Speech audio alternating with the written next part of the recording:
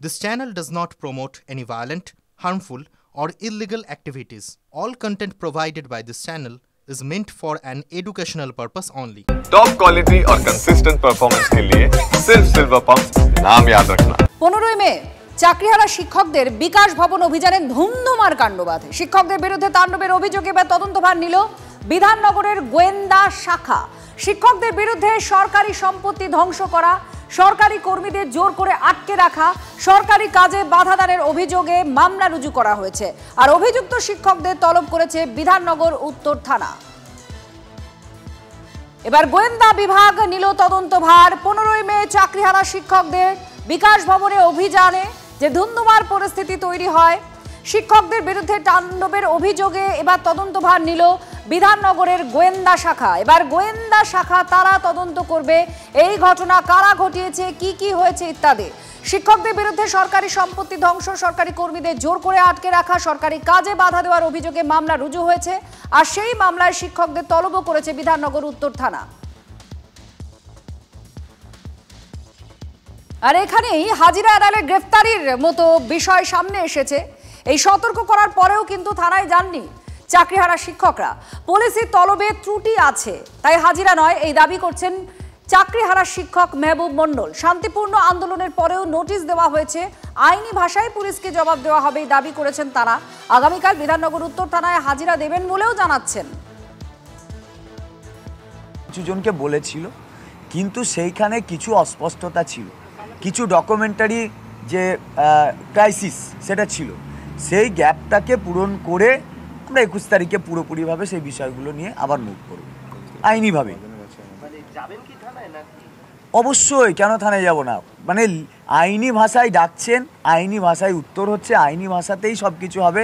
কারণ আইন দিয়েই মানে আইন অনুযায়ী সমস্যার কথা বলা হয়েছে, সমাধানটাও আইন অনুযায়ী হবে। দেখুন, গোয়েন্দা বিভাগ তদন্ত করছে কি হয়েছিল সেদিন, এত উত্তেজনা তৈরি কেন হয়েছিল। আবার মামলা রয়েছে, তলব করা হয়েছে, না হলে গ্রেফতারও করা হতে পারে, এরকম একটা বিষয় সামনে রয়েছে। হাজির হবেন থানায় কথাও বলছেন চাকরিহারারা। কিন্তু তার মধ্যেই চাকরিহারাদের মধ্যে কিছু অংশ তারা শিক্ষামন্ত্রীকে চিঠি দিয়েছেন বলে দাবি করেছেন শিক্ষামন্ত্রী। 2500 শিক্ষক সরকারের সিদ্ধান্তে সম্মতি জানিয়েছেন এই দাবি করছেন শিক্ষামন্ত্রী ব্রাত্য বসু। চাকরিহারা শিক্ষকরা আন্দোলন সম্পর্কে কিছুই জানেন না, সবকিছু তিনি মিডিয়ার থেকে জেনেছেন বলে দাবি করছেন শিক্ষামন্ত্রী। মুখ্যমন্ত্রী কেন আবার তাদের সঙ্গে আলোচনায় বসবেন এই প্রশ্ন তার। চিঠি দিলে তিনি কথা বলতে পারেন, এ কথা জানিয়েছেন ব্রাত্য বসু। আগে চিঠি তো দিই, কোনো লিখিত কোনো কমিউনিকেশনই তো নেই। আমার অফিস সচিবালয় থেকে বারবার জানতে চাওয়া হয়েছে যে বসে আছেন কেন। আমার ধারণা ছিল যে ওদের কথাবার্তা যেটা হয়ে গেছে ওরা সন্তুষ্ট, ওরা স্কুলে ইনফ্যাক্ট জয়েন করতেও চলে গেছিলেন। তো হঠাৎ করে এটা যে যখন শুরু হয়, তো আমাদের দিক থেকে যখন কোনো কমিউনিকেশন নেই আমাদের পর্যন্ত, তো আমরা বুঝতে পারি না। তো মিডিয়া থেকে যেটা দেখতে পাই, যদি আমি মনে করি যে মিডিয়া আন্দোলনকারীদের মুখপাত্র হতে পারে, কিন্তু সত্যি হতে পারে। মিডিয়ার মাধ্যমে আমাদের জানানোর তো কথা নয়, ডাইরেক্ট জানানোর কথা। তো কোনো বার্তাই আসে না, লিখিতভাবে কিছুই আসে না। মিডিয়া থেকে যেটা বুঝতে পারি যে ওরা বলছেন যে প্রিন্সিপাল যেটা মোদ্দা কথা, যে ওরা পরীক্ষা দিতে চান না, সসম্মানে স্কুলে ফিরতে চান। এই চিঠিতে প্রায় 2500 থেকে 3000 শিক্ষক তারা জানাচ্ছেন যে তারা সরকারের সঙ্গে সর্বতভাবে সহযোগিতা করে চলতে চান। অর্থাৎ যারা ওখানে বসে আছেন তারা একটা অচলাবস্থা করার জন্যই বসে আছেন, কিন্তু সেটা কাঙ্ক্ষিত নয়। এই সময় যে ওরা যেটা করছেন, ওরা কী উদ্দেশ্যে করছেন, কেন করছেন, এবং একটা অংশই করছেন এটা। আমি কত হবে 2000-2500? ব্রাত্য বসু স্যার জানবেন না এটা তো হতে পারে না। এত বড় একটা মারপিট হয়ে গেল, সেখানে আমরা কেন এলাম, কী জন্য এলাম উনি জানেন না। এতবার আমরা বলছি, মিডিয়া কভারেজ করছি, সব সময় খবর তো ওনারা দেখেনি, ওনারা তাও জানেন না। পুলিশের মাধ্যমে তো খবর পাঠানো হয়েছিল, তারা জানেন না। এটা তো একটা অনভিপ্রেত ঘটনা। যাই হোক, উনি যেটা বলেছেন যে কেন আমরা আন্দোলন করছি, তাই আপনাদের মাধ্যমেই বলে দিই যে আমরা চাইছি যে আপনারা কি পদক্ষেপ নিয়েছেন, নিতে চলেছেন, কিভাবে আমার চাকরিটা থাকবে, তার একটা সুনির্দিষ্ট পথ আমাদেরকে বলে দিন। অন্ধকারে রেখেই তো সব রিভিউ ফাইল হয়ে গেল। আমরা চেয়েছিলাম মমতা ব্যানার্জি এখানে আসুন, উনি যেন নিজের মুখে বলেন যে হ্যাঁ এইভাবেই 100% নিশ্চিত তোমাদের চাকরিটা থাকবে। আমরা তো এইটুকুই চেয়েছিলাম। কি হবে আন্দোলনের, কোন দিকে এগোবে সেদিকে নজর থাকছে, কিন্তু মুখ্যমন্ত্রী মমতা বন্দ্যোপাধ্যায় গতকালই বলে দিয়েছেন যে একটা আন্দোলনের লক্ষণ রেখা থাকা উচিত। চাকরিহারা শিক্ষকদের আন্দোলনে বহিরাগতরা আছে এমন অভিযোগও করেছেন মুখ্যমন্ত্রী। যারা উস্কাচ্ছে তারাই মামলা করেছে, রাস্তা আটকে আন্দোলন কেন, এই প্রশ্ন তুলেছেন মুখ্যমন্ত্রী মমতা বন্দ্যোপাধ্যায়। যারা উস্কাচ্ছে তারাই কিন্তু মামলাটা করেছে ওদের বিরুদ্ধে। চাকরিগুলো কিন্তু আমাদের জন্য যায়নি, চাকরিগুলো যাদের যাবার পথে দাঁড়িয়েছে সেটার জন্য দায়ী যারা, আমি তাদের বলবো এটা না করলেই পারতেন। যারা চাকরি খেয়েছেন তারাই যদি আজকে নাটের গুরুরা যদি আজকে তাদের স্বার্থ রক্ষার গুরু হয়ে যায়, সেখানে আমার আপত্তি আছে। তাদের রাজ্য সরকারকে বিশ্বাস করা উচিত ছিল। আমি নিজে ওদের সাথে মিটিং করেছি। শিক্ষকদের কাছ থেকে আমরা মিনিমাম সম্মান, সৌজন্য এটুকু প্রত্যাশা করি। রাজনীতির ঊর্ধ্বে থেকে তারা সমাজকে সেবা করুন, বাচ্চাদের শিক্ষা দিই। আমার অভিযোগ একটাই, কাউকে আটকে রাখা জোর করে যায় না, রাস্তা অবরোধ করে মানুষের ক্ষতি করা যায় না, এটা কারো কাজ নয়। এবং এতে বাইরের লোকেরা আছে, টিচারের সংখ্যা কম, বাইরের লোকের সংখ্যা বেশি। আমি আন্দোলনের বিপক্ষে নই, কিন্তু আন্দোলন করারও একটা লক্ষ্মণ রেখা আছে। কিন্তু কোনো রাজনৈতিক দল যদি মনে করেন রাজনৈতিক দল জল ঘোলা করবেন, তাহলে সেই রাজনৈতিক দলকে আমার কোয়েশ্চেন থাকবে, কোর্টে গিয়ে কেসটা তো আপনারা করেছিলেন, এটা করা কি ঠিক ছিল? সুপ্রিম কোর্টের রায় আসলেন, কিন্তু দেখা গেল যে সুপ্রিম কোর্টের রায় আসার পরেও বললো যারা অযোগ্য তাদের মাস্ট বি টার্মিনেট, সেটা করলো না, দিয়ে বললো আমরা পরীক্ষা নেব। এই যে 2 নম্বরই দ্বিচারিতা, নোটিফিকেশন বার করবো। আমরা আন্দোলনে এসেছি যোগ্য চাকরি ফিরে পাওয়ার জন্য।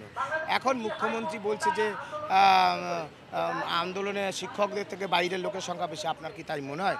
মুখ্যমন্ত্রী এইগুলো বলে আবার একটা ন্যারেটিভ সেট করে আমাদের মধ্যে বিভ্রান্ত করার চেষ্টা করছে। এখানে কোনো বহিরাগত নেই, আর যদি থেকে থাকে আমরা এরকম বহিরাগত চিনি। হ্যাঁ, বহিরাগত অবশ্যই আছে, আমাদেরই পরিবারের লোকজন সেই বহিরাগত, আমাদের বাবা মা, আমাদের আত্মীয় স্বজন যারা আমাদের এই অবস্থা দেখে তারা এসছেন, তারাই আছেন। এর বাইরে কে আছেন আমাদের জানা নেই। আজকে রাজ্যের মুখ্যমন্ত্রী অবাস্তব কথা বলেন, সংবিধান বিরোধী কথা বলে নাচানাচি করেন। এখন তার কথায় উত্তেজিত হয়ে এই ছেলেগুলো রাস্তায় নেমেছে।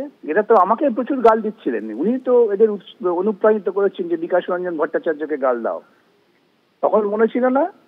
আর এখন তিনি বলছেন যে আন্দোলনের লক্ষণ রেখা উনি কি দৃষ্টান্ত স্থাপন করেছেন? এসব তরুণ প্রজন্ম কি সব ভুলে যায়? চূড়ান্ত বিশৃঙ্খলা সৃষ্টিকারী পশ্চিমবঙ্গে ধ্বংস করেছেন একজন নারী, তিনি দুর্ভাগ্যজনকভাবে মুখ্যমন্ত্রী। আর আজকে তিনি মানুষ যখন তাদের অধিকার নিয়ে লড়াই করছেন, তখন তিনি এসব বড় বড় বক্তৃতা মারছেন। এবার আরজিকর কাণ্ডের আরো একটা রিপোর্ট সামনে এসেছে, এবং আরজিকর কাণ্ডে এই রিপোর্ট আর আগের রিপোর্ট কোথাও একটা আলাদা দেখা যাচ্ছে। সিএফএসএল দিল্লির রিপোর্টকে চ্যালেঞ্জ করেছেন তিলোত্তমা পক্ষের ডিএনএ বিশেষজ্ঞ পার্থপ্রতিম মজুমদার। তার রিপোর্টে কি রয়েছে? সঞ্জয় রায় ছাড়াও ক্রাইম সিনে উপস্থিত ছিলেন আরও এক মহিলা, এটা তার রিপোর্টে উল্লেখ করা রয়েছে। সৌরভ দত্ত আমাদের প্রতিনিধির সঙ্গে রয়েছেন। সৌরভ, ঠিক কিসের ভিত্তিতে তিনি রিপোর্ট বানিয়েছেন, আর সেটা নিয়ে আদালত কি বলছে? দেখো, কলকাতা হাইকোর্টে তিলোত্তমা মামলা এই মুহূর্তে বিচারাধীন, এবং সেক্ষেত্রে একটা অত্যন্ত গুরুত্বপূর্ণ ধাপ তুমি বলতে পারো এটা। তার কারণ তিলোত্তমার বাবা মা কলকাতা হাইকোর্টের অনুমতিক্রমে সিবিআই যে সিএফএসএল এর যে রিপোর্ট জমা দিয়েছিল, সেই রিপোর্টকে চ্যালেঞ্জ করে ডিএনএ বিশেষজ্ঞ পার্থপ্রতিম মজুমদারের একটি অবজারভেশন, সেটি হাইকোর্টে রিপোর্ট আকারে পেশ করেছেন। সিবিআই এর যে রিপোর্ট ছিল, সিএফএসএল এর যে রিপোর্ট, তাতে বলা আছে তাতে একজনের উপস্থিতিকেই জোরালো করা হয়েছিল। উল্টো দিকে তিলোত্তমার আইনজীবী যে রিপোর্ট জমা দিয়েছেন ডিএনএ বিশেষজ্ঞ পার্থপ্রতিম মজুমদারের অবজারভেশনকে সামনে রেখে, সেখানে বলা হয়েছে যে ক্রাইম সিনে সঞ্জয় রায় ছাড়াও আরো একজন মহিলা তিলোত্তমার দেহ স্পর্শ করেছিল, এবং আরো একজন পুরুষের উপস্থিতির সম্ভাবনাও উড়িয়ে দেওয়া যাচ্ছে না। এর প্রেক্ষিতেই কলকাতা হাইকোর্টের বিচারপতি তীর্থঙ্কর ঘোষ তিনি স্পষ্টই জানিয়েছেন তার পর্যবেক্ষণে যে সিবিআই যে রিপোর্ট সেই রিপোর্টের কন্ট্রাডিক্টরি হচ্ছে এই ডিএনএ বিশেষজ্ঞ পার্থ মজুমদারের এখানে রিপোর্ট। সৌরভ তাহলে কি হবে এটা, কারণ শাস্তি ঘোষণা হয়ে গিয়েছে, এই জায়গায় দাঁড়িয়ে এই রিপোর্ট নিয়ে যদি আগে কিছু লড়াই করতে হয় আইনি প্রক্রিয়ায় কিভাবে এগোবে? দেখো এই রিপোর্টের প্রেক্ষিতে অর্থাৎ এই পার্থপ্রতিম মজুমদারের যে অবজারভেশন তার প্রেক্ষিতে কলকাতা হাইকোর্টের বিচারপতি তীর্থঙ্কর ঘোষ সিবিআই এর কাছ থেকে তাদের ব্যাখ্যা জানতে চেয়েছিলেন। সিবিআই এর তরফে বলা হয়েছে ডিএনএ বিশেষজ্ঞ পার্থপ্রতিম মজুমদার যে কথা বলেছেন সেটাটি ক্রাইম সিনের উপস্থিতির কথা বলেননি, পরবর্তী ক্ষেত্রে কন্টামিনেশনের কথা বলেছেন। যদিও তা তিলোত্তমার আইনজীবী মানতে নারাজ, এর প্রেক্ষিতেই পার্থপ্রতিম মজুমদারকে আরো সুনির্দিষ্টভাবে জানাতে বলা হয়েছে যে তিনি কি একথাই বলতে চেয়েছেন যে ক্রাইম সিনেই অন্য এক মহিলার উপস্থিতি ছিল, সেটা আরো ক্যাটেগরিক্যালি পরিষ্কারভাবে তার কাছে রিপোর্ট তলব করা হয়েছে। আগামী 30শে মে মামলার পরবর্তী শুনানি, তবে নিশ্চিতভাবেই পর্যবেক্ষণ এবং তার প্রেক্ষিতে এই যে রিপোর্ট বনাম রিপোর্ট তার যে বিষয়টি সামনে এসছে সেটি অত্যন্ত গুরুত্বপূর্ণ। নিশ্চয়ই, অনেক ধন্যবাদ সৌরভ দত্ত আমাদের প্রতিনিধির সঙ্গে ছিলেন।